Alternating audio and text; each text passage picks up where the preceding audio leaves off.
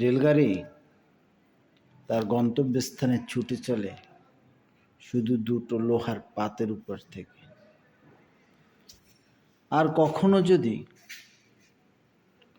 ভুলবশত ওই দুটো লোহার পাত থেকে ওর রেলগাড়ির চাকাটা বিচ্ছিন্ন হয়ে যায়, তখন আর তার গন্তব্যস্থানে ছুটে চলা হয় না, পড়ে থাকে রাস্তার কানায়।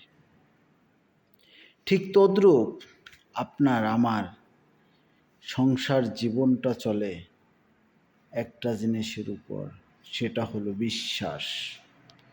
যতদিন পর্যন্ত আপনার আমার বিশ্বাসটা অটল থাকবে, আপনার আমার সংসার জীবনটাও খুব সুন্দরভাবে চলবে।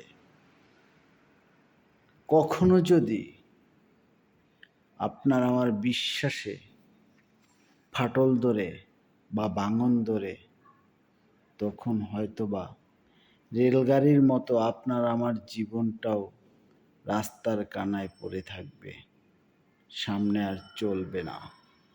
তাই বলি কি, আপনার আমার সংসার জীবন চালাতে হলে নিজেদের বিশ্বাসটাকে অটল এবং শক্ত করে রাখুন।